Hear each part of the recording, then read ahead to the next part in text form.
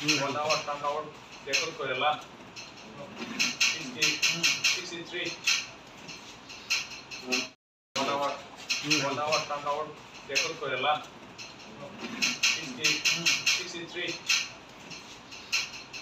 18 জমিনগর বিধানসভার আমাদের পশ্চিম ত্রিপুরা জেলা পরিষদের আমাদের 13 আর 15 নম্বর আসনে ভোট চলছে। সকাল থেকে আমরা সব পুলিশ স্টেশনেই ঘুরছি, শান্তিপূর্ণ কোনো সুন্দর ভোট হচ্ছে। সকাল থেকেই সবাই বেরিয়ে স্বতঃস্ফূর্তভাবে সবাই ঘর থেকে বেরোচ্ছে, সুন্দর ভোট হচ্ছে। এখন পর্যন্ত ভোট পড়েছে? এখন তো মাত্র শুরুবাতি ভোট, এখন সেরকম কোনো সব জায়গা থেকে রিপোর্ট আসেনি, স্টার্টিং একটু আগে থেকে স্টার্ট করেছে মাত্র ভোট। আপনার নামটা? আমার নাম আন্তু দেবনাথ, মন্ডল সভাপতি সূর্যমণি। কোনো ধরনের অপ্রীতিকর ঘটনা? না না না, এসব কোনোরকম ঘটনা নেই। অ্যাকচুয়ালি পঞ্চায়েতে তো কোনো প্রতিদ্বন্দ্বিতা নেই, পঞ্চায়েত সমিতিতে নেই, শুধু জেলা পরিষদে একজন প্রার্থী আমাদের এই 15 নম্বর আসন থেকে, তাও আমাদের বিধানসভা না, অন্য কোথাও থেকে এসে এখানে দাঁড়িয়েছে, ওনাকে কেউ চিনিই না। আমাদের ভারতীয় জনতা পার্টি আমাদের মণ্ডলের এসসি মোর্চার সভাপতি অবিনাশ দাস দাঁড়িয়েছে।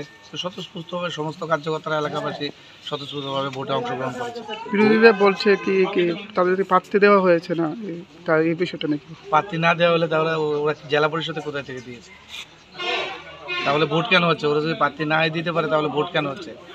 ওরা জনগণের কাজ করবে না এলাকার।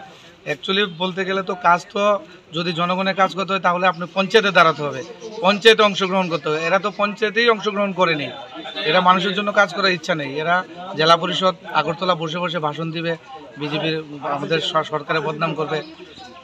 আর জনগণের কাজ করতে হলে তো পঞ্চায়েতে আসতে হবে, এরা তো পঞ্চায়েত থেকে ভেঙে গেছে। জয়নে কত আশা আমরা তো 100% আশা করি, কারণ আমরা সবসময় জনগণের সাথে আছি। এলাকার আমাদের মাননীয় বিধায়ক মহোদয় সবসময় এলাকাতে কাজ করেন, সবসময় এলাকার জনগণের সর্বদা সমস্যা নিয়ে কাজ করেন, তা আমরা 100% আশা করি।